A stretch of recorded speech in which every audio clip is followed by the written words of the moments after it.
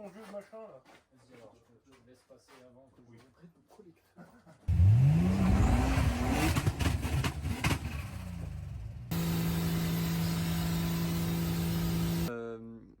Je dois partir jeudi soir pour la Drift Cup. C'est sport. Il y a des chances que certains détails de la voiture doivent être réglés sûrement directement sur le circuit parce que là on commence à être très short en temps. Salut à tous. Bon, on est parti pour aller chercher le camion et la remorque. Ensuite ce matin on a Antoine qui va venir nous aider à changer le pare-brise. Et puis je vais essayer d'avancer au maximum. Là il est 8h à peu près. Je dois aller chez le médecin à 11h30 pour l'attestation de non-contradiction à la pratique du sport auto. Ensuite je vais aller bosser un petit peu pour gagner un peu de sous et pouvoir se payer cette belle Drift Cup. Et après on espère qu'on aura eu le temps d'être prêt pour prendre la route avec Edwin et Fabien. Allez, je vous reprends après.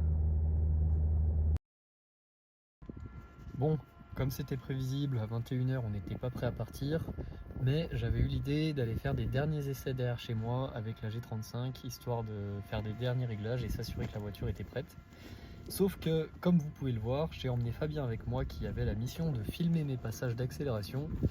Et vous verrez directement avec lui comment il s'est débrouillé pour filmer les moments où je ne passais pas et ne pas filmer les moments où je passais. Voilà, bravo Fabien.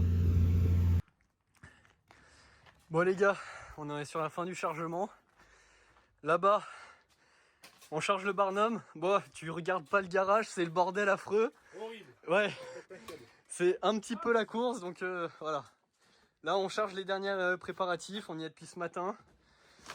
Et après, on prend la route. Bon, Edwin.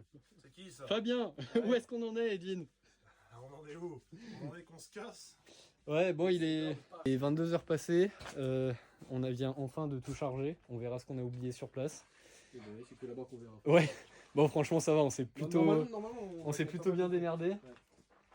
Donc, là, reste plus qu'à faire tous les pleins des véhicules. Oh, Edwin, est-ce que tu as mis les bidons vides accessibles? Ouais. Ok, bon, ça c'est bien. Le pare-brise a été changé ce matin. Un grand merci à Antoine qui est venu alors qu'on se connaissait à peine. Très dans l'entraide, donc je suis vraiment content. Heureusement qu'il y a encore des gens comme ça parce que sinon je m'en sortirais pas.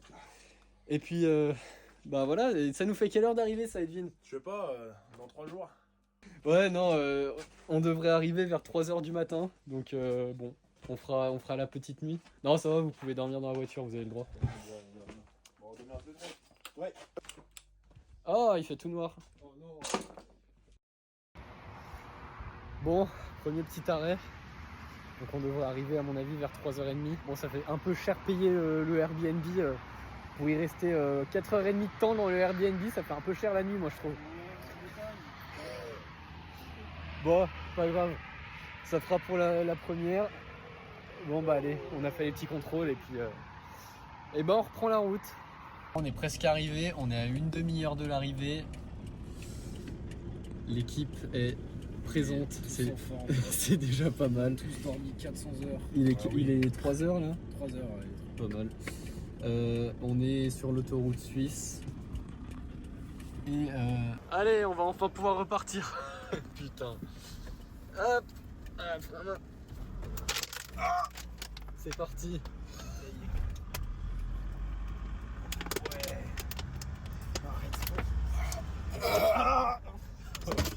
Et ça va être un petit peu long, ouais. C'est le début du week-end. Ça va être très long. Salut à tous. Bon, on est enfin arrivé au circuit. On est dans la file d'attente, il est 9h du matin, on est là depuis une demi-heure. La nuit a été un petit peu courte. Qu'est-ce que t'en dis, Edwin? Pas très expressif ce matin. Non, fatigué. Mais heureusement, j'ai le petit déj des Bacas. Ah ouais. Donc, on est sauvés. Ok. Voilà, la caisse est là. On va commencer à regarder si on peut pas attaquer 2-3 trucs là pendant qu'on est dans la file d'attente. On a des vitres à faire, une vidange. Enfin, il y a encore un peu de boulot. Donc bah voilà, on s'y met et puis bah après on installera le paddock quand on pourra rentrer. Bon, où est-ce qu'on en est? Alors, On vient pas voir maintenant, c'est une mauvaise idée.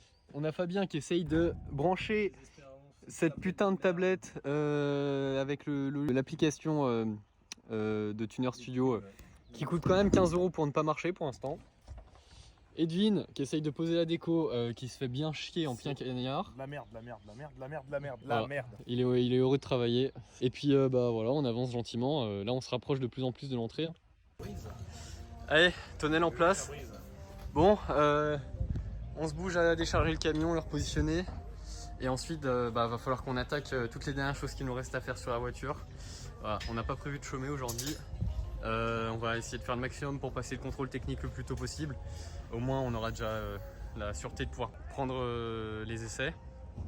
Et ensuite, on fera un check tout au niveau de la mécanique. Regarder toutes les choses qu'il nous reste à mettre. Voilà, donc les vitres. Il y aura une vidange à faire. Il faudra qu'on enlève la galette, qu'on remette la roue. Qu'on contrôle tous les trains, qu'on fixe. Là, j'ai le capot de la batterie à mettre. Le réservoir d'essence aussi, il n'est pas fini d'être fixé. Donc voilà, on va encore bien s'amuser. Dommage, j'ai pas été dans le stand de la copine.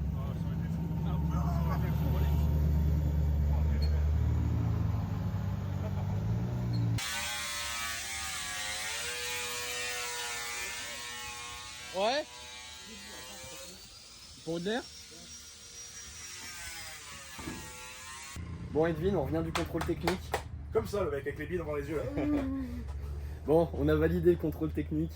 C'était un grand coup de stress parce que la caisse, forcément, elle est finie aux dernières minutes. Donc il y avait encore plein de choses bancales qu'on a dû refaire aujourd'hui. Au final, en amateur, ils sont assez permissifs. Voilà, ça va par rapport à une catégorie pro. Donc là, on va faire les derniers checks moteurs. On doit rouler dans 3 heures. Et puis après, ce sera parti. Exactement. Allez. Et vous repartez ici, et vous revenez ici. Ce soir.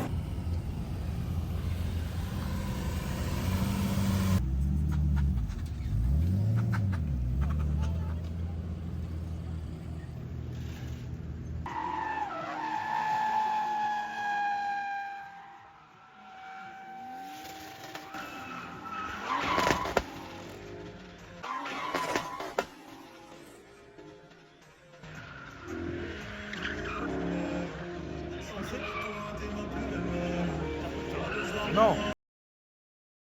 Ah, c'est la boîte, hein.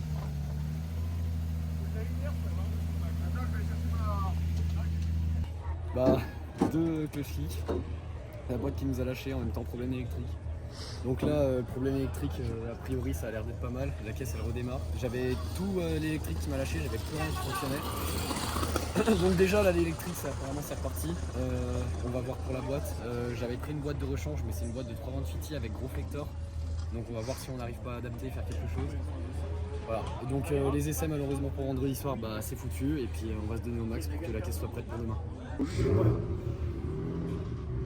T'as dû chez Tarton pour qui est très bon gros. Ouais, je vais en chercher.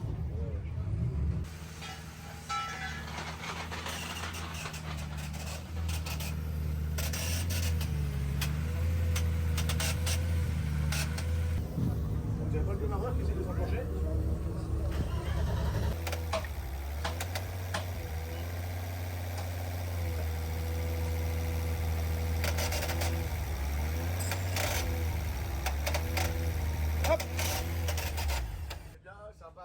Suite à la casse de ma boîte de vitesse, j'ai aussi eu tout l'électronique de la voiture qui s'est coupé. On a rapidement vu que c'était encore une fois mon coupe-circuit qui ne fonctionnait pas comme il faut. Et le bruit que vous venez d'entendre, c'est les fils du démarreur qui heurtent entre eux. Donc ils ont sûrement bougé après le choc qui a entraîné la casse de la boîte de vitesse. Et de l'autre côté, on commence à intervertir les tuiles de sortie de boîte pour adapter la nouvelle boîte de vitesse à la G35. Alors que donc en fait il est tout le temps excité.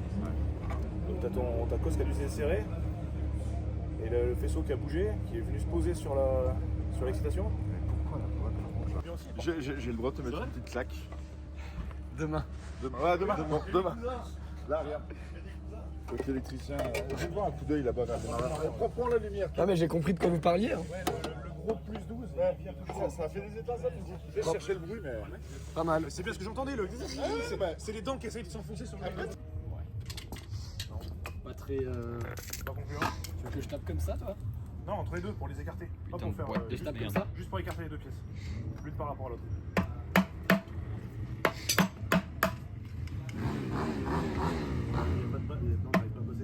Ouais en fait Ah, il y a un rebord si derrière, mais ouais. je tape dessus. Ouais, je vois. Ouais, t'as pas de place d'écarter beaucoup. Je sais pas si j'arrive pas à la lever un peu comme ça. Si là c'est les casse, on s'en branle. Bon, c'est juste chiant quoi. Ah oui, mais oui, il faut. C'est l'autre qu'il faut pas casser. Ça vient du. Pas sûr. Ouais. Ah, tu veux pas sortir toi cadre parce que toi tu peux faire, moi je connais pas. Non, ça filme déjà. J'ai dit, tu es le meilleur responsable pour filmer.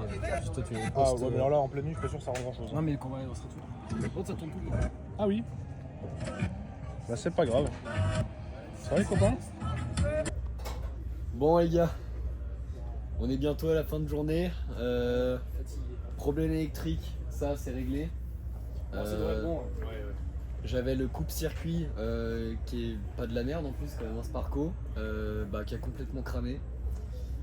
Donc bon, ça fait chier. D'ailleurs, tu vas voir qu'il n'y a pas que le coupe-circuit, il y a aussi un peu ma voix. Et du coup, la boîte, on a déjà la bonne surprise de voir que la boîte qui me semblait être une boîte de TDS, finalement c'est une boîte de 328i. Donc merci au mec qui me l'a vendu pour une boîte de TDS. Simplement, les boîtes de 328i sur certaines phases, c'est des gros flectors. Donc là, on est en train de voir si on peut faire une adaptation pour passer en petit flector. Et ensuite, on remonte tout et puis on espère être prêt pour demain 11h pour la deuxième séance d'essai. Un petit mot à rajouter, Edwin ou Fabien? Je démissionne. Salade de pignon. Voilà. Salade de pignon. Ah oui, il faudra qu'on vous montre. On a vidangé la boîte. Il y a à boire forcément, mais il y a beaucoup à manger aussi. Ça croustille un peu. Ouais, ça croustille bien. Donc voilà, bon, on se tient au courant pour les petites avancées. Bon, on part se faire une petite balade. Une petite S15, sûrement que vous connaissez si vous suivez un peu le drift. Très sympathique, t'aimes bien toi ça Edwin? Pas du tout. C'est vrai? Non, moi j'aime les américaines. Oh salaud. Bah là t'es pas garni hein. Ouais, non. Pas si, mais. Voilà, là-bas il y a les vrais bolides. Là c'est les bolides de compétition mon pote.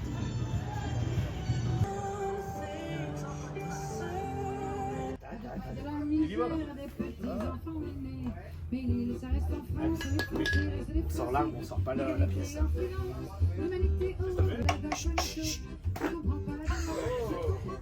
Si je prends un verre, je me suis dit si on verre. Je l'ai eu.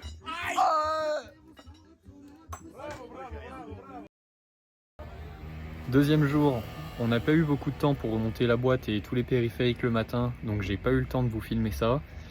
En revanche, la voiture est prête, c'est le principal, donc on peut reprendre les essais en début d'après-midi. Donc on passe direct à mon retour en piste. Cette fois on est surmouillé, à l'arrière j'ai des semi-slicks neufs qui ont encore la paraffine, donc très peu de grippe, mais je pars sur le principe que ça soulagera la mécanique. Ah oui, je vois le toit, ouais.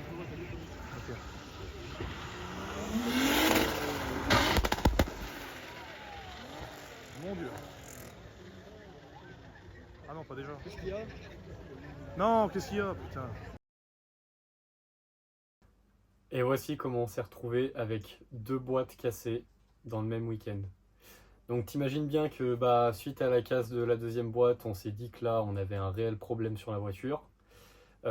Forcément ça met un coup au moral, hein. On s'est donné à 200% déjà pour changer la première boîte et aussi pour finir la voiture à temps. Donc forcément c'est emmerdant, c'est un peu le jeu aussi, hein. Quand on prépare une voiture comme ça de A à Z où on change quasiment tout et que tout est fini un peu à la dernière minute, on est toujours exposé à avoir justement des problèmes qui surviennent, malgré que j'ai quand même essayé de la faire un peu rouler avant le circuit, mais pour autant elle a jamais été soumise à des grosses contraintes de drift en troisième. Donc ça signera la fin de ce week-end pour moi pour les roulages. Pour autant, je vous laisse quelques images. Le dimanche, on y est retourné. Et je me suis dit, allez, tant qu'à faire, perdu pour perdu, on va faire du bruit, on va régler du rupteur. Je vous laisse avec la suite. Bon, et bien après toutes ces péripéties, on va essayer de s'amuser un petit peu. Qu'est-ce qu'on fait, Edwin, aujourd'hui? On l'a fait chauffer, on l'a fait brûler. On va essayer de faire un peu de bruit.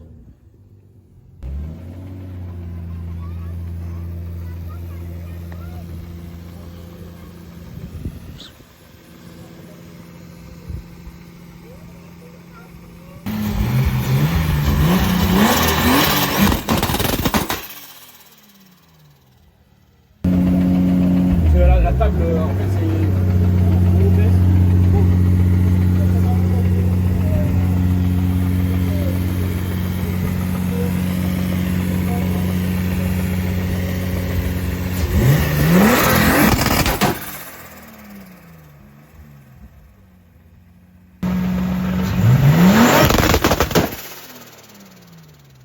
Ah, quand même. D'accord. Ouais.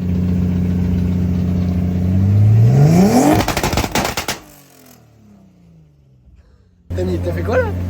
J'ai rajouté un peu de hystérie parce qu'en fait le problème c'est que en gros on est un peu pauvre. Ouais. Et là tu vois je pense que 400 c'était bien parce que 400 niveau richesse ça a été parfait avec Ok. hystérie. Là on est un peu...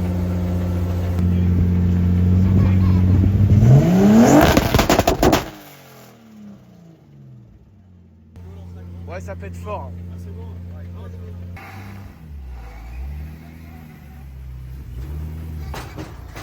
Top.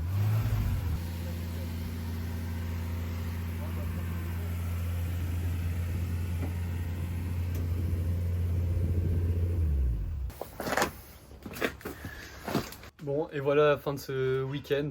Donc peu concluant dans l'ensemble. C'est sûr que on aurait aimé en faire plus. Parce que là, pour le coup, on n'a vraiment pas eu l'occasion de faire grand-chose. C'était le risque, hein, on le savait. Il y a toujours voilà, une part de risque quand on fabrique un véhicule. Surtout que la transmission, c'est des choses quand même qui sont soumises à beaucoup de contraintes et auxquelles on peut vite avoir des problèmes pour pas grand-chose. Pour faire le point sur qu'est-ce qui s'est passé, il y a deux choses qui sont possibles par rapport à mon problème. La première, c'est que j'ai sur le moteur des supports moteurs rigides, j'ai un levier de vitesse qui est fixé sur la caisse et qui est très rigide puisqu'il est totalement guidé, et j'avais des cylindres blocs de boîte d'origine qui étaient très mous, d'autant plus que l'intringlerie de boîte elle était pas forcément dans sa position optimale, hein, vu que voilà, ça reste un swap. Des fois, peut-être que la tringlerie n'était pas parfaitement centrée par rapport à la boîte de vitesse, ce qui pouvait peut-être poser problème. Et peut-être que les vitesses ne s'engageaient pas à 100% ou alors se désengageaient sur des gros coups d'embrayage, par exemple, qui occasionnent du coup des gros tremblements dans toute la voiture. Donc ça, c'est une première possibilité. Et la deuxième, c'est que l'arbre de transmission, c'est nous qui l'avons réalisé et simplement, forcément, il y a des problèmes d'équilibrage du coup sur l'arbre de transmission. Donc on a un petit peu joué avec ça. Ça peut aussi être un problème par rapport à la transmission. Et en dernier, même si pour moi ce n'est pas ça, c'est le fait que j'avais des boîtes d'essence qui sont réputées assez fragiles. Alors moi je veux bien qu'elles soient fragiles, mais là j'en ai pété deux très rapidement. Donc pour moi je pense que c'est plus un problème autre que la boîte de vitesse en elle-même. Dans tous les cas, j'ai prévu de modifier tout ce dont je vous ai parlé actuellement. Donc l'arbre de transmission, la tringlerie et la boîte, ce ne sera pas les mêmes. On se remet tout sur ça. On a la wheelcard en loisir fin juillet à Val-de-Vienne. Donc on va se donner au maximum pour que la voiture soit prête et n'ait pas de risque de casse pour éviter de revivre la même chose qu'on a eu à la Drift Cup. Je pense que c'était déjà assez emmerdant pour tout le monde. Bien évidemment, vous aurez une vidéo où je vous montrerai toutes les modifications qui seront effectuées sur la voiture par rapport à la transmission. On a 2-3 améliorations en plus qui vont arriver au niveau du moteur notamment. Alors ça reste des trucs légers, des périphériques pour que le montage soit plus propre dans l'ensemble. Donc je vous montre tout ça très prochainement. On va en rester là pour cette vidéo. Donc moi je vous dis bon courage à tous et à la prochaine.